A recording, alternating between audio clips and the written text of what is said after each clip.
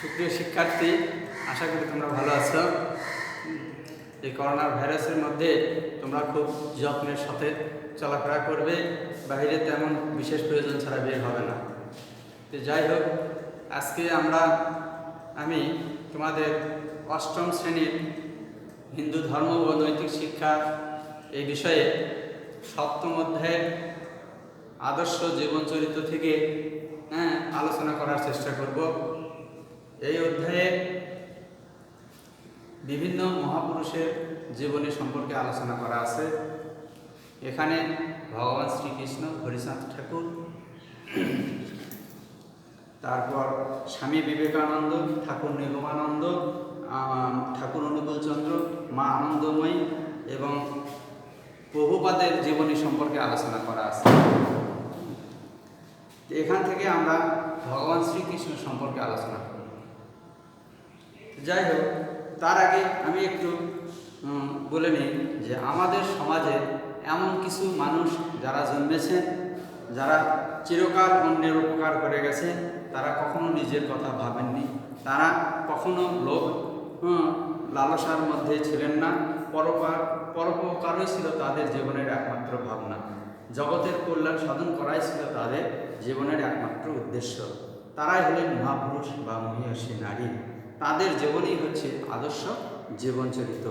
তাদের জীবনী থেকে আমরা অনেক কিছু শিক্ষা গ্রহণ করতে পারি এবং সেই শিক্ষা গ্রহণ করে আমরা আমাদের জীবনে কাজে লাগাতে পারি এবং সেই শিক্ষা নিয়ে আমরা আমাদের জীবনকে সুন্দর করে গড়ে তুলতে পারি। তাই আমরা আজকে ভগবান শ্রীকৃষ্ণ সম্পর্কে এখানে আলোচনা করার চেষ্টা করব। তো ভগবান শ্রীকৃষ্ণ সম্পর্কে আমাদের যে মহান যে ধর্মীয় গ্রন্থ শ্রীমদ্ ভাগবত পুরাণ, এই ভাগবত পুরাণের প্রথম স্কন্ধের ৩য় অধ্যায়ের ২৮ নম্বর শ্লোকে এখানে বলা আছে, কৃষ্ণস্তু ভগবান স্বয়ং, মানে শ্রীকৃষ্ণ হচ্ছে স্বয়ং ভগবান।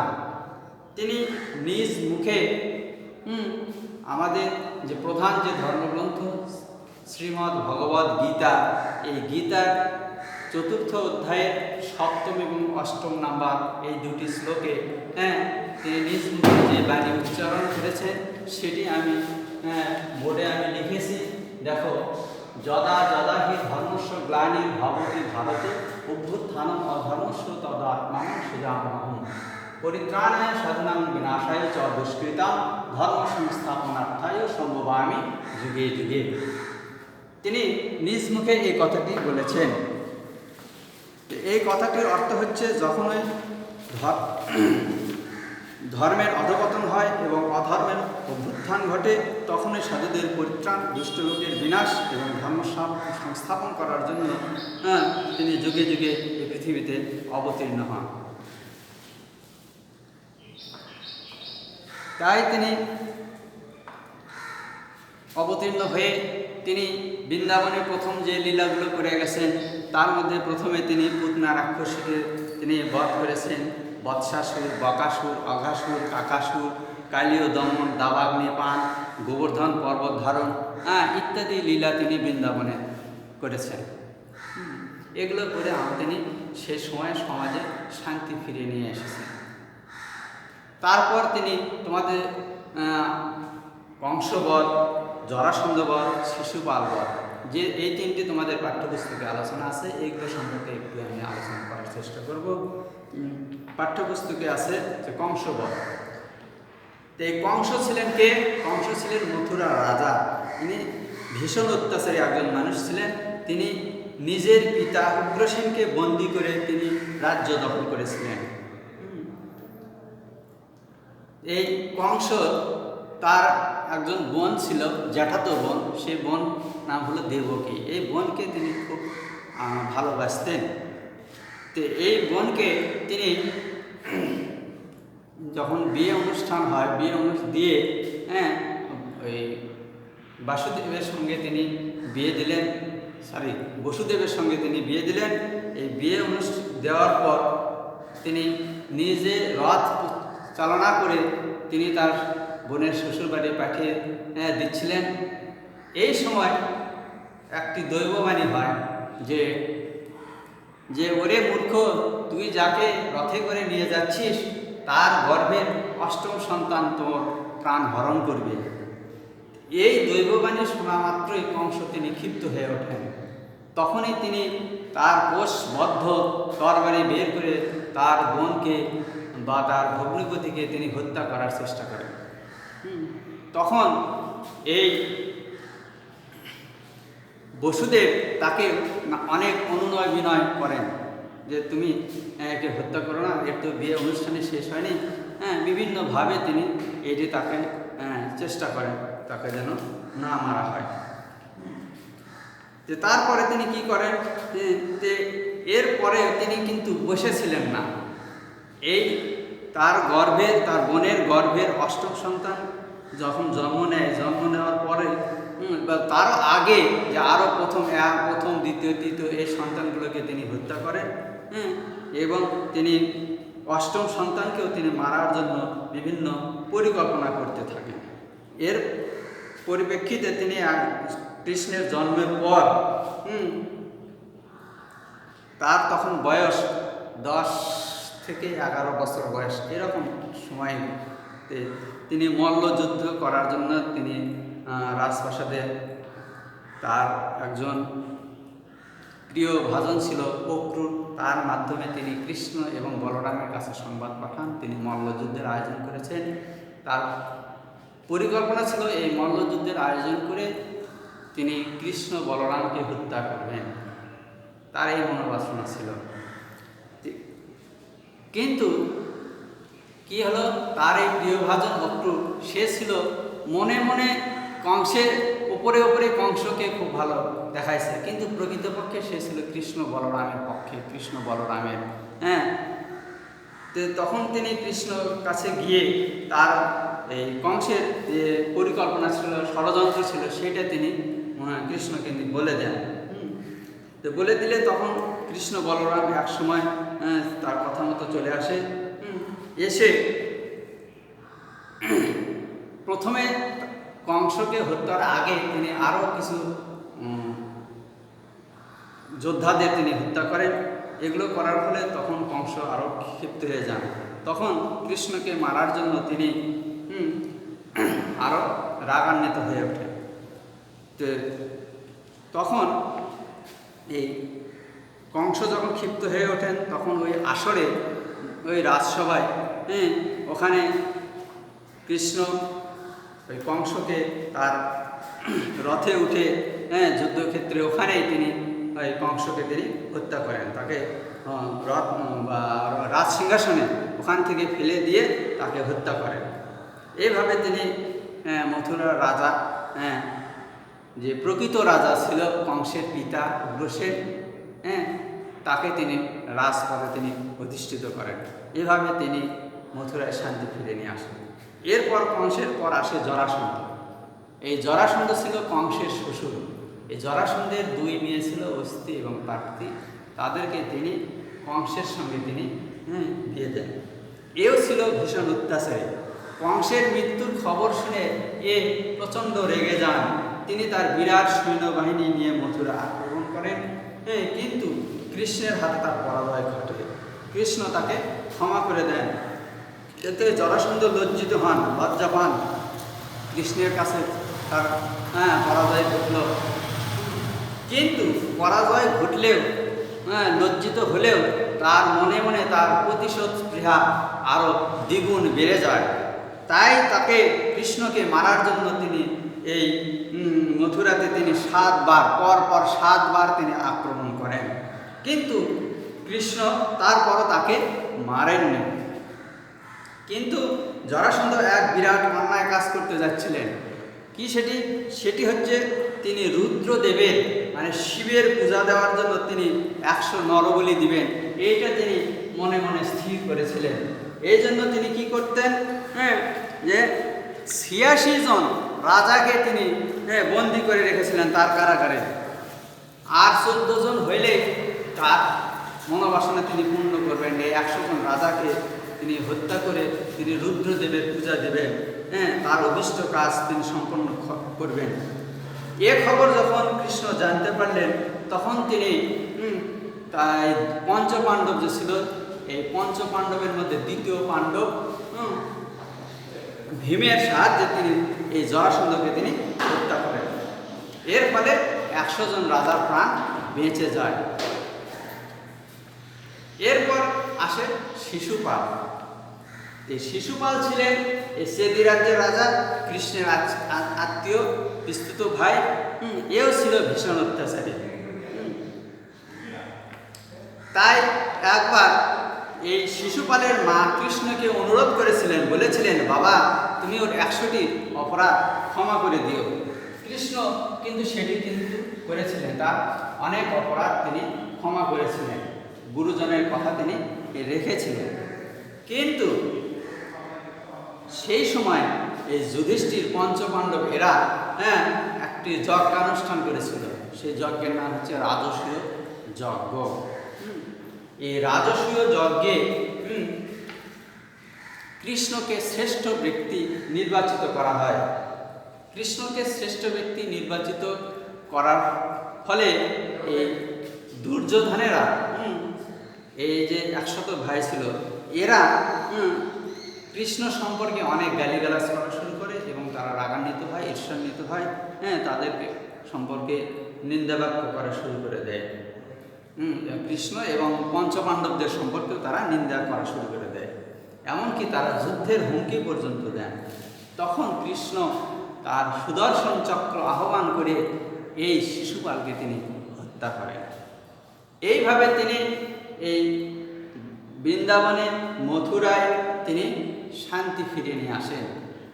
সমাজকে তিনি সুসংগঠিত করেন। তার তীক্ষ্ণ মেধা, বুদ্ধি, দক্ষতা দিয়ে তিনি এই কাজগুলো করেন এবং ঐশ্বরিক, যেটি আমরা বলবো ঐশ্বরিক লীলা তিনি করে গেছেন। এরপর আসে কুরুক্ষেত্রের যুদ্ধ ও ধর্মরাজ্য প্রতিষ্ঠা। আমি এটি মিশে দিই শ্লোকটি।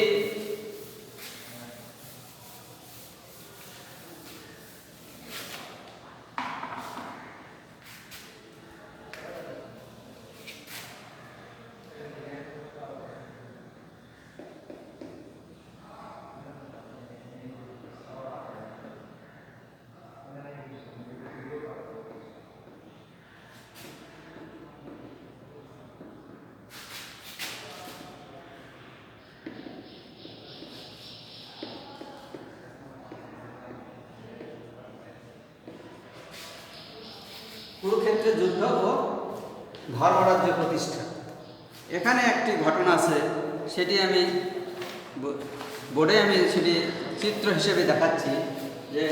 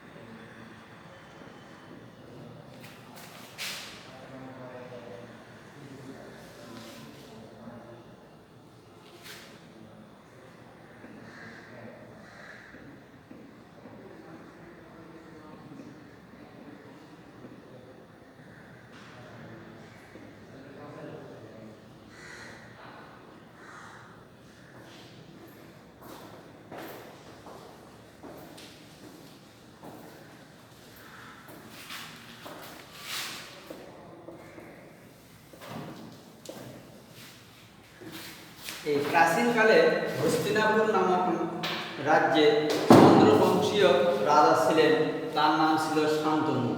এই শান্তনুর দুই সন্তান, একজন হচ্ছে চিত্রাঙ্গদ আর একজন বিচিত্র বীর্য। এই বিচিত্র বীর্যের আবার দুই সন্তান, একজন ধৃতরাষ্ট্র, একজন হচ্ছে পাণ্ডু।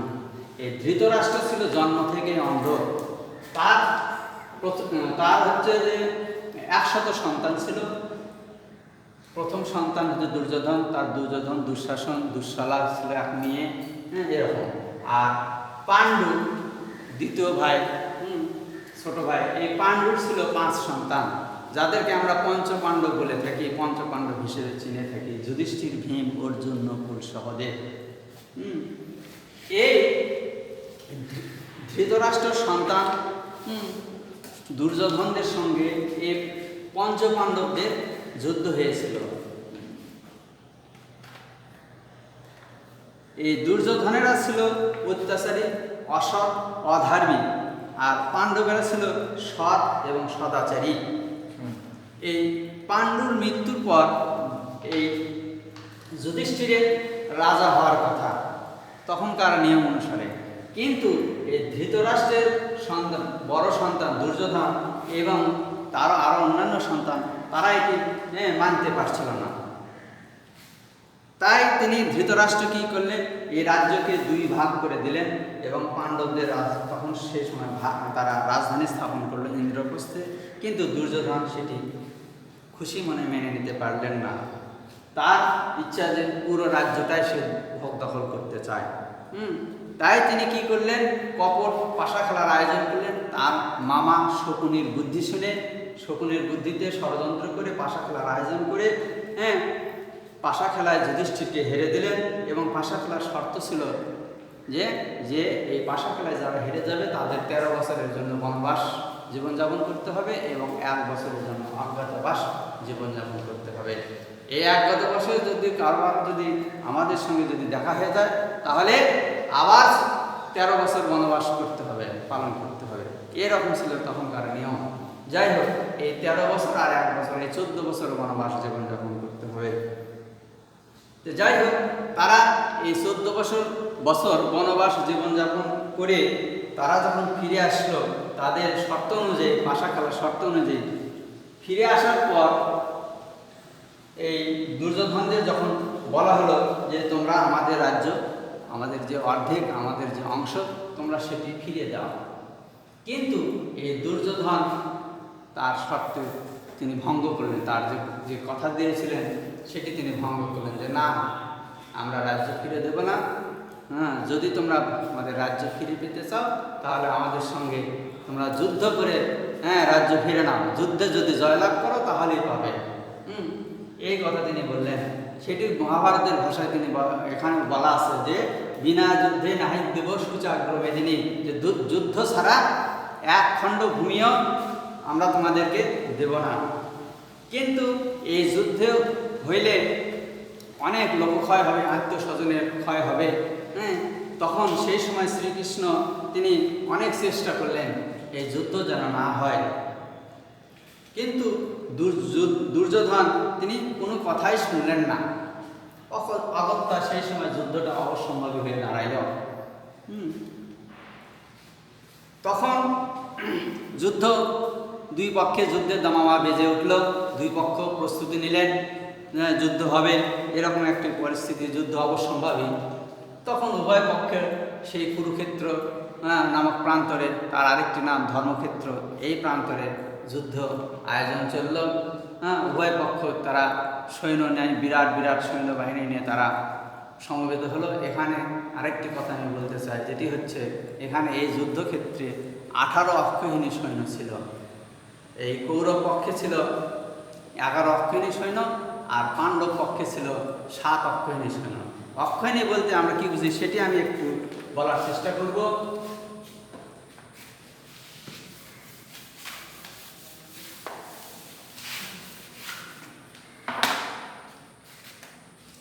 এক অক্ষৌহিণী সৈন্য সমান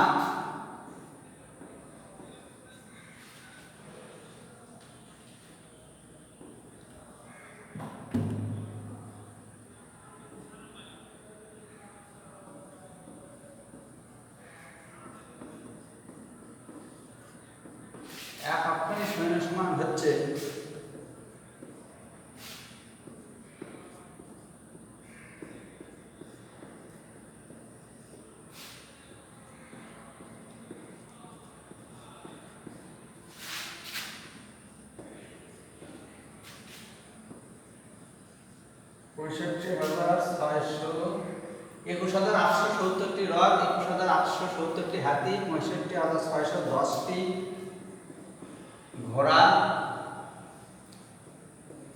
এবং 1,09,350 জন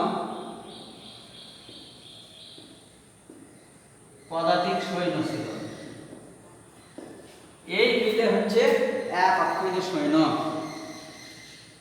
এইভাবে এরকম 7 অক্ষৌহিণী সৈন্য ছিল পাণ্ডব পক্ষে এবং 11 অক্ষৌহিণী সৈন্য ছিল কৌরব পক্ষে। এই 18 অক্ষৌহিণী সৈন্য নিয়ে এই কুরুক্ষেত্র প্রান্তরে যুদ্ধ সংঘটিত হয়। প্রায় 40 লাখের মতো এই মানুষ, এখানে বহু মানুষ হতাহত হয়েছিল।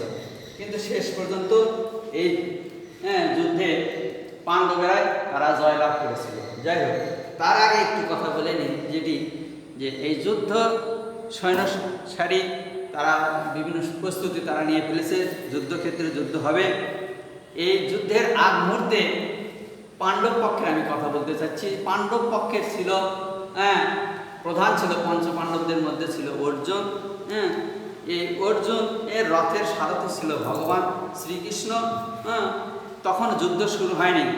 এই অর্জুন যুদ্ধ শুরুর পূর্বে তিনি শ্রীকৃষ্ণকে বললেন যে আমি যুদ্ধের শুরুর আগে আমার আত্মীয় স্বজনদের একটু দেখে নিতে চাই, কে কে কারা কারা এই যুদ্ধক্ষেত্রে তারা অংশগ্রহণ করছে। তো সেখানে তিনি রথ থেকে নেমে বা রথ নিয়েই তিনি চতুর্দিক ঘুরে দেখেন যে দুই পক্ষে তার নিকট আত্মীয় স্বজন। তখন নিকট আত্মীয় স্বজনদের দেখে তিনি মুষড়ে বললেন, ভেঙে বললেন যে না, আমি যুদ্ধ করব না। তিনি সিদ্ধান্ত চেঞ্জ করলেন, এই যুদ্ধ করে আমার হবে কি, এই যুদ্ধ করে তো আমারই আত্মীয় স্বজন তারা মারা যাবে, নিহত হবে, তাহলে আমি কাদের নিয়ে রাজ্য গঠন করব, কাদের নিয়ে আমি বেঁচে থাকবো। তাই তিনি সিদ্ধান্ত চেঞ্জ করলেন যে আমি যুদ্ধ করব না। তখন ভগবান শ্রীকৃষ্ণ তাকে তিনি বিভিন্ন উপদেশ দিলেন যে তুমি ক্ষুদ্র সন্তান হয়ে তুমি কেমন এ ধরনের কথা বলতেছ। এরকম বিভিন্ন তিনি ধর্ম সম্পর্কে তিনি বিভিন্ন পরামর্শ দিলেন, যেটি হচ্ছে আমাদের বলে থাকি শ্রীমদ্ ভগবদ গীতা। সেখানে তিনি কর্মযোগ, জ্ঞানযোগ, ভক্তিযোগ বিভিন্ন উপদেশ দিলেন। এই বিভিন্ন উপদেশ যেটি এই উপদেশ তিনি দিয়েছিলেন 2 ঘন্টা 40 মিনিট ধরে সেই কুরুক্ষেত্র প্রান্তরে তিনি ধ্যানস্থ হয়ে বা যোগস্থ হয়ে, আমরা যেটি বলবো, আমরা ধ্যানস্থ নয় যোগস্থ হয়ে, যোগযুক্ত হয়ে ভগবান শ্রীকৃষ্ণ যুদ্ধের পূর্ব মুহূর্তে অর্জুনকে তিনি সমগ্র মানব জাতির জন্য, শুধু সনাতন ধর্মই না, পৃথিবীতে যত মানুষ আছে, যত মানব জাতি আছে, সমগ্র মানব জাতির জন্য তিনি এই শ্রীমদ্ ভগবদ গীতা তিনি অর্জুনকে উপলক্ষ করে তিনি বলে গেলেন, যেটি এখনো রহস্য, যার ভাষ্য আমরা এখনো করছি, তার আদি অন্ত আমরা এখনো খুঁজে পাই না। এই মহান কাজটি তিনি করে গেলেন মানব জাতির জন্য। তিনি যুগে যুগে তিনি এই কাজটি করে যান বিভিন্ন সময়। এই শ্রীমদ্ ভগবদ গীতা বলার পর তখন অর্জুনের মোহভঙ্গ হয়, তিনি যুদ্ধ করেন। এই যুদ্ধ করে তিনি এই যুদ্ধে অন্যায়ের পরাজয় ঘটে, ন্যায়ের জয় হয়। এভাবে ভগবান শ্রীকৃষ্ণ বারবার দুষ্টকে দমন করেন, শিষ্টের পালন করেন এবং সমাজে শান্তি ফিরে নিয়ে আসেন। এরপর আর একটি কথা বলতে চাই, যেটি হচ্ছে যে শ্রীকৃষ্ণের বন্ধু বাৎসল্য। এটি তোমাদের পাঠ্যপুস্তকে দেওয়া আছে। তিনি তার বন্ধুদের প্রতি, সখাদের প্রতি তিনি সুন্দর আচরণ করেছেন। কেমন তিনি তাদের প্রতি ভালোবাসা দেখাইছেন। তার একজন বন্ধু ছিল সুদামা। সে শ্রীকৃষ্ণ সুদামা, তারা একই গুরুর নিকট তারা পড়াশোনা করতেন। এই সুদামা ছিল ব্রহ্মবিদ, তার কোনো ধন সম্পদের প্রতি লোভ লালসা ছিল না। কিন্তু সেই সময় এই সুদামা ছিল অত্যন্ত গরিব। তো সেই সময় শ্রীকৃষ্ণ ছিল দ্বারকার রাজা, স্বয়ং ভগবান হিসেবে তার ছিল সর্বত্র খ্যাতি। একদিন সুদামার স্ত্রী তাকে বলল যে তোমার বন্ধু তো দ্বারকার রাজা, তুমি তার কাছে যদি যাও, তাহলে তার কাছ থেকে কিছু অর্থ সহায়তা যদি পাও, তাহলে আমাদের এই দুঃখ কষ্টটা থাকে না। কিন্তু প্রথমে সুদামা রাজি হয়নি। বারবার সুদামার স্ত্রী তাকে যখন বলল, তখন সে একটু রাজি হলে, ঠিক আছে, অর্থ সম্পদ সেটা পরের কথা, কিন্তু এই ওসিলায় করে তার সঙ্গে তো আমার দেখা হবে, হ্যাঁ, তাই তিনি দ্বারকার উদ্দেশ্যে রওনা দিলেন। এবং যাওয়ার সময় তিনি তার স্ত্রীর একটা উপহার, ছোট্ট উপহার, চিড়ের খুদ। তারা তো ছিল গরিব, অত্যন্ত গরিব, নির্লোভ প্রকৃতির মানুষ, হ্যাঁ, তার একটা কাপড়, ছেঁড়া একটা পুরাতন একটা কাপড়ে তিনি বেঁধে নিয়ে তিনি চললেন। তারপর তিনি দ্বারকায় পৌঁছে গেলেন। দ্বারকায় এসে শ্রীকৃষ্ণের সঙ্গে যখন তার দেখা হলো, দেখা মাত্র শ্রীকৃষ্ণ দৌড়ে এসে তাকে ধরলেন এবং শ্রীকৃষ্ণের স্ত্রী যে রুক্মিণী, তাকে তিনি বিশেষভাবে আদর আপ্যায়ন করলেন। তখন শ্রীকৃষ্ণ এক সময় গল্পর মাঝখানে এসে তিনি বললেন, সুদামা তো সে লজ্জায় ভয়ে ইতস্তত করে সে তার সামান্য খাবারটুকু সে বের করতে পারছিল না, কিন্তু ভগবান শ্রীকৃষ্ণ তিনি ছিলেন অন্তর্যামী, তিনি তো সব কিছু জানেনি। হ্যাঁ, তিনি হাসতে হাসতে বললেন যে, বন্ধু তুমি আমার জন্য কী নিয়ে এসেছো? এইভাবে বলতে বলতে সে তার কাপড়টুকু খুলে ওইখান থেকে ওই খাবারটুকু নিয়ে তিনি খাওয়া শুরু করে দিলেন। এইভাবে তারা অনেকক্ষণ গল্প করলেন। কিন্তু তার সুদামার স্ত্রী যে তাকে বলেছিল যে তুমি তোমার বন্ধুর কাছ থেকে কিছু টাকা পয়সা, অর্থ সম্পদ তুমি একটু নিয়ে এসো, তাহলে যাতে আমাদের এই অভাব যেন আর না থাকে। কিন্তু সেই অভাবের কথা, দুঃখ কষ্টের কথা, তার সংসারের কথা সুদামা সে কিছুই বলতে পারল না। কিন্তু ভগবান শ্রীকৃষ্ণ তিনি তো জানেন অন্তর্যামী, তিনি সব কিছুই জানেন। তখন তিনি এই ঐশী বলে, তার ঐশী শক্তি দ্বারা এই সুদামার বাড়ির অবস্থা তিনি পরিবর্তন করে দিলেন। সুদামার বাড়ি ঘর তিনি সেই পূর্বের অবস্থা থাকলো না, সেখানে তিনি পূর্বের অবস্থা, কুঁড়ে ঘরের জায়গায় সেখানে বিশাল অট্টালিকা, ধন সম্পদের তার কোনো অভাব থাকলো না। এইভাবে তিনি তার বন্ধুপ্রীতির পরিচয় দিলেন। এইভাবে সুদামা অবস্থা তিনি পরিবর্তন করে দিলেন। এইভাবে তিনি অনেক লীলা করে গেছেন, অনেক ঘটনা তার জীবনে আছে। যাই হোক, এখন আমরা শ্রীকৃষ্ণের অন্তর্ধান বিষয়ে আমরা একটু ছোট্ট একটি কথা বলবো, যেটি হচ্ছে যে ভগবান যে উদ্দেশ্যে কৃষ্ণ অবতার রূপে জন্ম নিয়েছিলেন তা সেটি সম্পূর্ণ করেছিলেন এবং দুষ্টদের দমন করেছিলেন, সমাজে শান্তি স্থাপন করেছিলেন। এরপর তার এখন বৈকুণ্ঠে যাওয়ার পালা। তার বড় ভাই ইতিমধ্যে বলরাম তিনি দেহত্যাগ করেছেন। কৃষ্ণ তাই তিনি বনে গিয়ে একটি বনে প্রবেশ করে অশ্বত্থ গাছের নিচে বসে ছিলেন। সেখানে জরা নামক এক ব্যাগ তাকে হরিণ মনে করে একটি স্বর নিক্ষেপ করলো। এই স্বরের আঘাতে ভগবান শ্রীকৃষ্ণ তিনি ইহলীলা ত্যাগ করলেন। তার 125 বছরের জীবন তিনি ত্যাগ করলেন।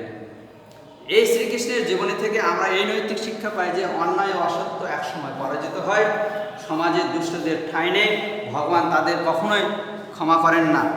ভগবান ধনী গরিব সবাইকেই তিনি ভালোবাসেন। যার যা কর্তব্য সেটি পালন করা আমাদের ধর্মের অঙ্গ। এই শিক্ষাগুলো আমরা আমাদের জীবনে কাজে লাগাবো।